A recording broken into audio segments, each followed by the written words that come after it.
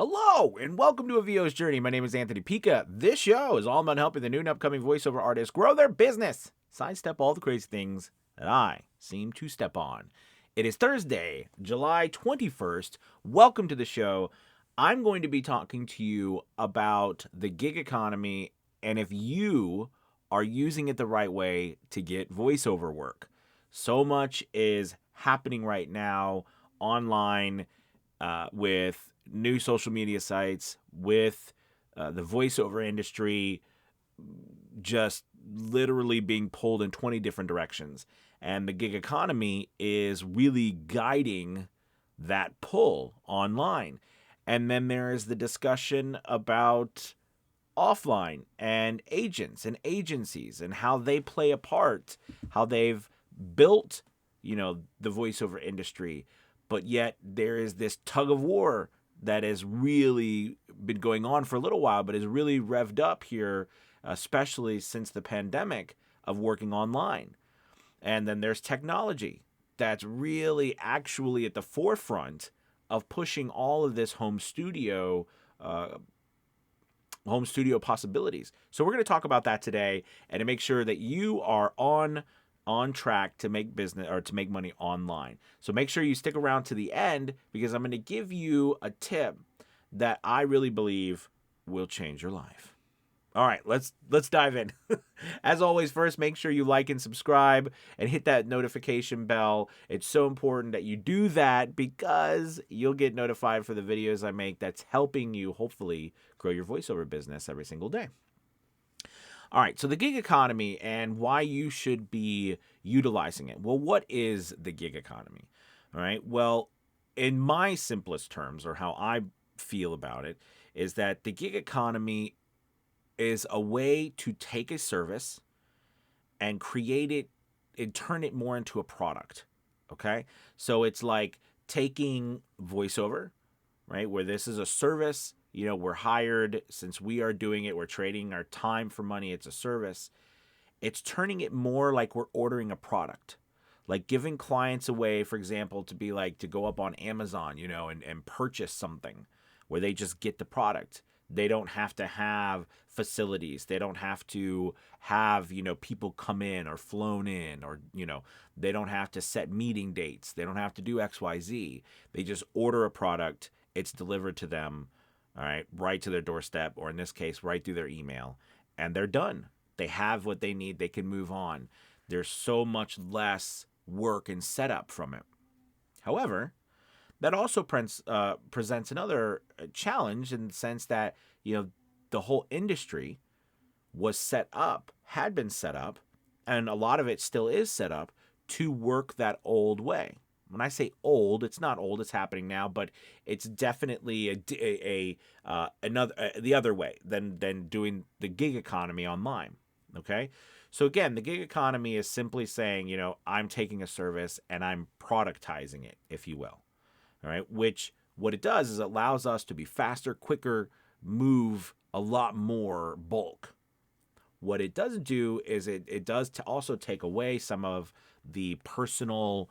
It definitely takes away the personal relationship that you gain, and because of the speed, because of the lack of need for large facilities and stuff, it's going to cost a lot less.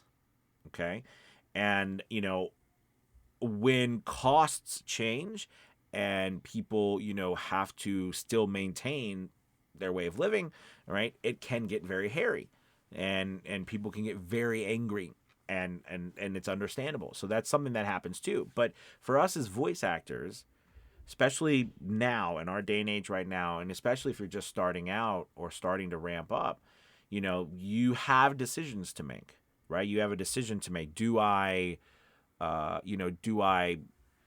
shun the gig economy and focus solely on doing, agencies, getting an agent? Or do I embrace the gig economy, right? And, just focus on working through online sources and, productizing, trying to use a passive style of marketing, putting myself out there, letting websites market for me. You know what I mean? Or do I do both?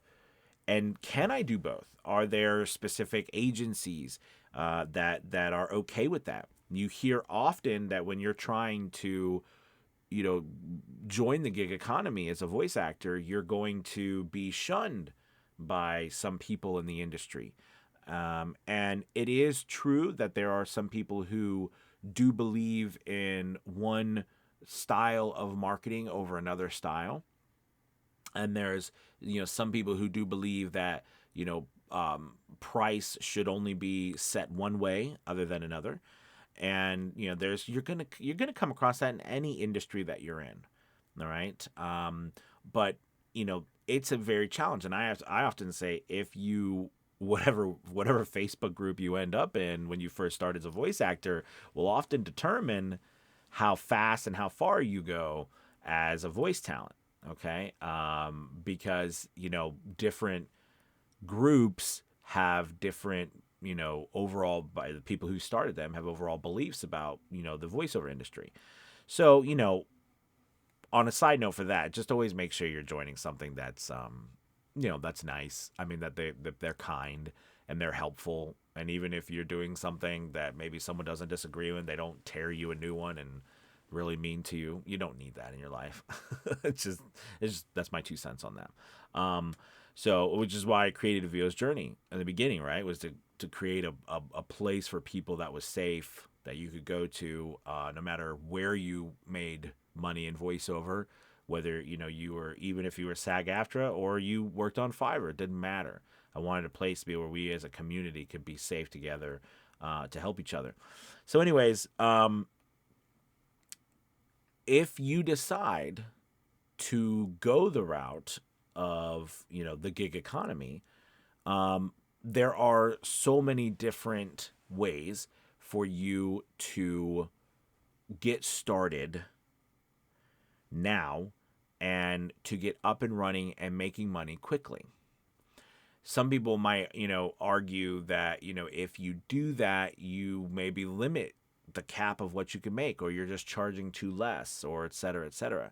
And I do think, and again, this is, so I think just like any industry, you're going to have a new or an old way of thinking. And the new way usually is why, it questions an older way of thought.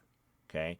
And it doesn't mean that a different way of thought is wrong, or an older way of thought is wrong. It just means it questions if an older way of doing something is completely necessary in today's day and age. All right. So I know, like, for me, when I started my voiceover business in 2017, I looked at what was happening, or what my needs were, or what I was looking to do. And I knew what I wanted to do. I wanted to be an audiobook narrator, and I thought it'd be so cool. And I wanted to get back into acting, because I'd always been a live stage actor my whole life, and a director and so forth. But I didn't want to travel around. I didn't want to do all that. I wanted to be able to work, in my home or in my hometown. So I looked around things and said, I don't need to be famous. I don't want to go to LA or New York. I don't want to. I don't want to do that. I just want to enjoy working from my home. I mean, that would be really cool, And I found that the technology and the home studio is available for us, and there are a lot of people all over the world in a similar situation now, because we are so connected online, that we can work anywhere in the world with each other. Just yesterday, I was on a session with a couple of gentlemen from Germany, and for a studio in there. I was on a live directed session and connected with them there. And it was 11 my time, it was 5 their time, and it's just it's so cool to see that technology coming in, and happening. But what I'm saying for the questioning part is, I question, do I need to make, $5,000 per one job? Is that is that something I have to do?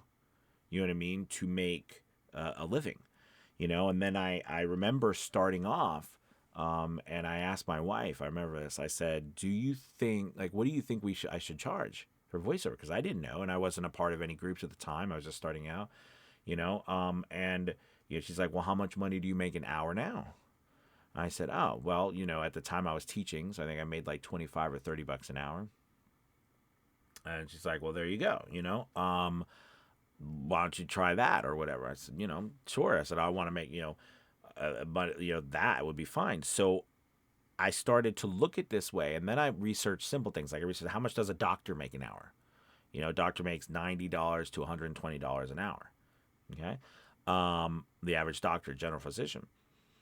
So I'm like, okay, well, do I feel like I'm as important as a doctor?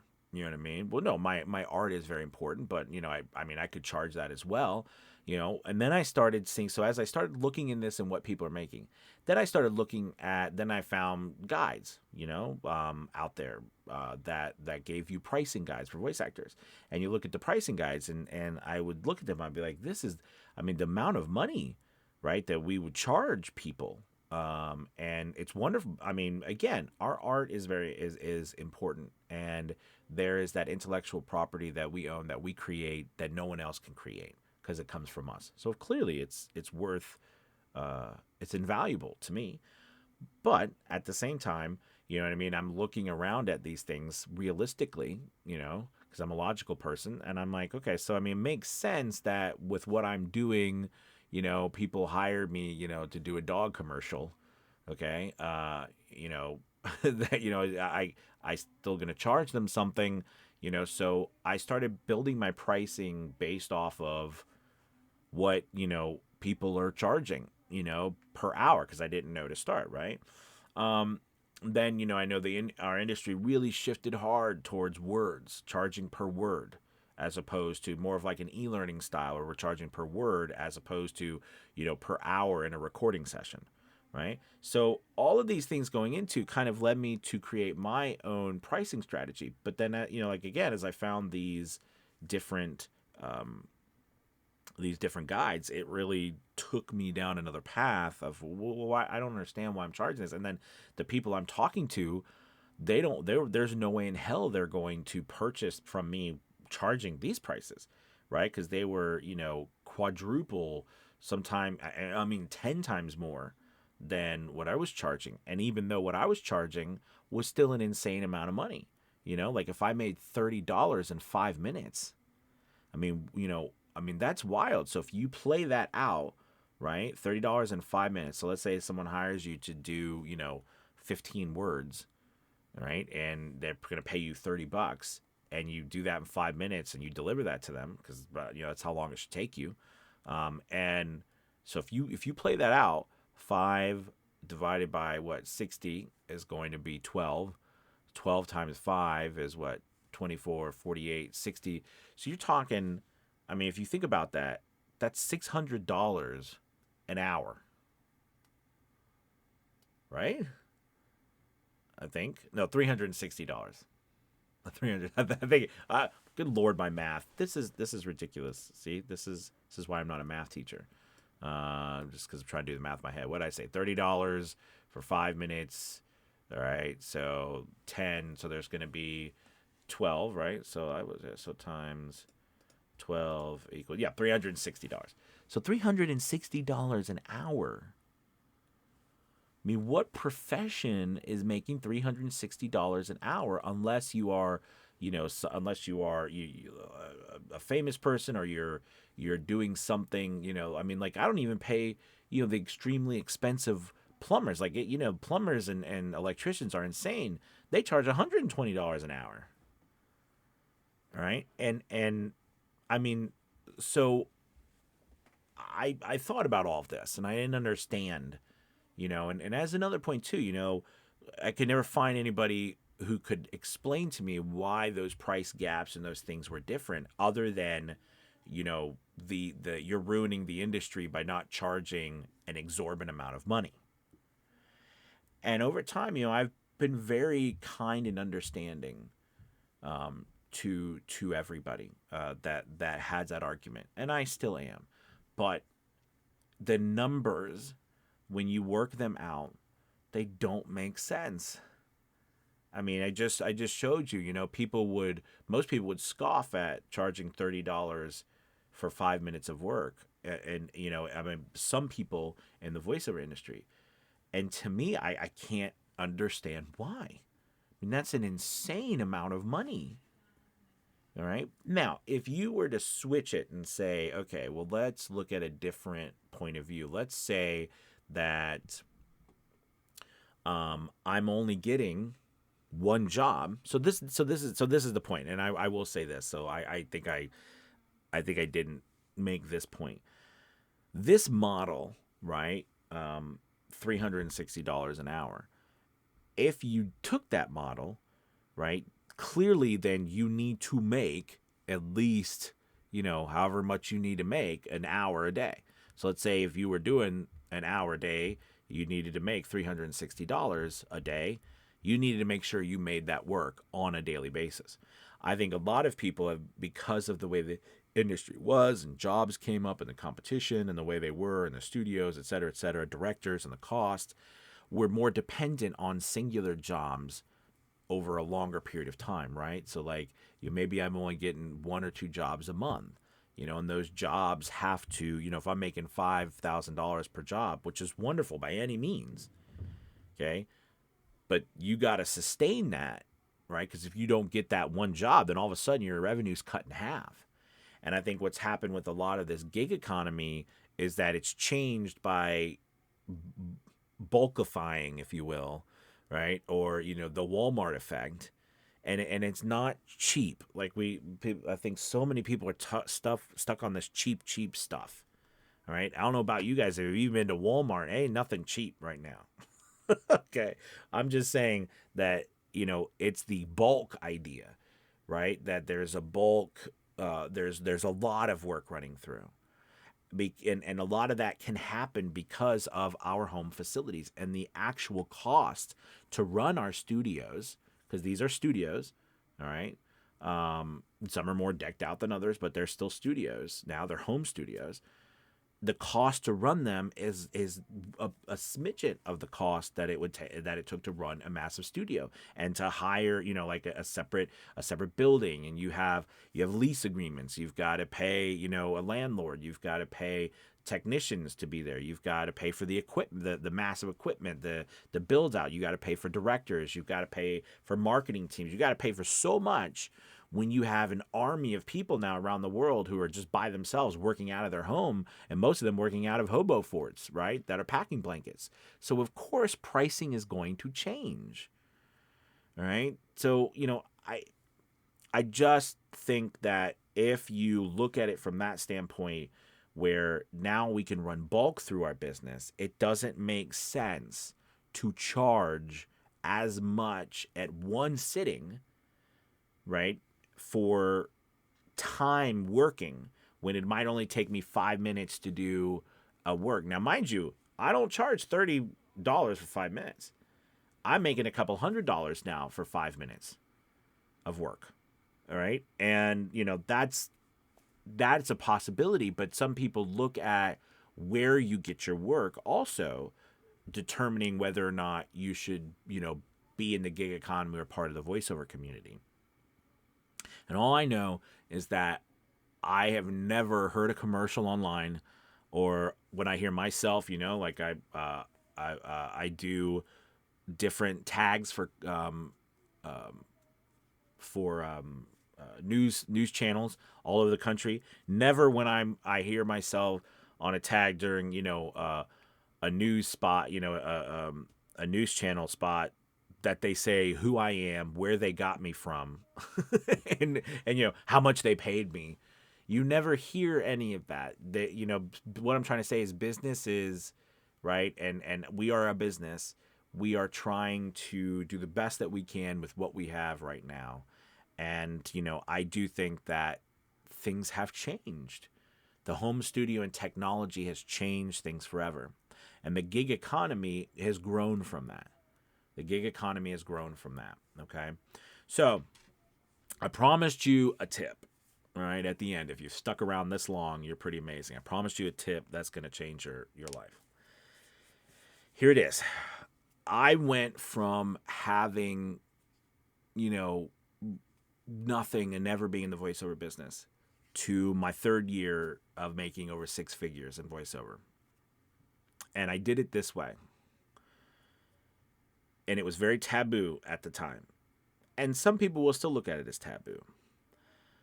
But I looked at websites like voices.com or Fiverr or Upwork or Voquent or People Per Hour or ACX. These websites that spend millions of dollars. Here's where we got to understand this. They spend millions of dollars every month to drive traffic because people are going. By the way, none of this gig economy would exist if clients were not going online looking for services online. Just remember that. But they spend millions of dollars a month driving warm leads to their website for us to get business from. Because of this, if you put yourself on these websites in mass distribution, all right, of your offerings, meaning that you are putting as much of your offerings up on each individual site as the site allows, you are going to be able to leverage the amount of money and the amount of time, the amount of investment, the amount of backing and sheer community size that these, let's be real, they are online agents. The agents have changed, and I should probably have prefaced that. These agencies, they've changed. They're still the older agencies, but the newer agencies are online, and they're driving way more traffic. I always think some of the older agencies could really benefit from just getting themselves online and going down that route. Okay, because they could really, because there's, anyways. So getting back to it, getting yourself on each one of these platforms, I was able to, in 3 years. I mean, I'm not saying, sir, some people do, I try to coach people and we do it more like in a year now because I know what I'm doing. But when I first started, I didn't. But in 3 years, and this is what's funny, you guys, people will swear to you that you can't make that much money working on these platforms. And I mean, join a VO's Journey Facebook group. It's not true. You can. There are so many of us doing it. Does that mean it's easy? No. I don't. Somebody will come and say, "Well, you just you say anybody can do it." I'm not saying that. But what I'm saying is that it is possible, and it is possible in a lot less time because of the bulk nature and the amount of money and leverage that's being put. Right? You ever know when you want something, all right? You can only ever have 2 out of the 3 things, right? So you have it's time, right? It's quality, and it's what is it? Time, quality, and what is the third one? There's 3 things, right, that you can only ever deliver 2 out of the 3 things. Like, that's the top of my head. But like, for example, I think it's time, quality, and speed, quality, and price. Speed, quality, and price, right? So you can only ever have 2 out of those 3 things because can't have all 3. So, like, for example, if you want something that's really that's like, what was it? If you want something that's quality, right? Then it's gonna cost you, like, either you, if you want it fast, right? That's what it is. So if you want something fast and if you want it to be quality, all right, then you're gonna have to pay for it a lot. But if you want something to be less money and still have quality, right, then you're not going to be able to get it as fast. All right, you only ever get like 2 out of these 3 things. And I think with these websites, what's happened is because they have changed the speed, right? You've got speed. Think about it before, right? You couldn't get things that fast, or it's going to cost you a god awful amount. But now it's changed that because these platforms, you're able to run so much stuff through it. I mean, somebody could say, "Hey, Anthony, I need a job done right away." I'm like, "Great, it takes me 5 minutes. I made $150. $150 in 5 minutes. Where do you make $150 in 5 minutes? Unless you're like a baseball star or something. I don't know. I really don't know. I challenge people to really find what professions are you making that much money in 5 minutes. We have an amazing opportunity. So for you to utilize it, put yourself in a position where you are on taking advantage of all of these millions and millions and millions of dollars that these companies are paying to bring in people, warm leads, people who are actually looking for us. All right. I call it the passive marketing style. Actually looking for us, put our stuff up there, our offerings, gigs, whatever you want to call them, projects, and let the people come to you. You control your time. You're not chasing down people for auditions. And if you do an audition, they've come to you already and asked you to audition. So they're already looking at you. You didn't have to go chase them and then pray to God out of the 300 auditions they listened to, they actually listened to yours. All right. I hope this is helpful. Gosh, this has probably been a very long video, but I really wanted to talk about this and started another discussion and hopefully continue to see that it is not something that's going away. The home studio and technology has been at the heart of all of these changes, not websites like Fiverr or even voices.com or Voice123. It is technology that has changed our industry and every other industry and every other person's life on this planet, right? And that's not going away. Thank you guys for watching. This kind of got into like a philosophical episode. I don't do a lot of these, but and maybe you might be like, Anthony, don't do any more. But hopefully this gives you just some inkling of how nutso I am with my brain. And if you did like it, like the video. No. All right, guys. Thank you so much for watching. I really appreciate it. You have a wonderful, wonderful day. Talk to you later. Bye-bye.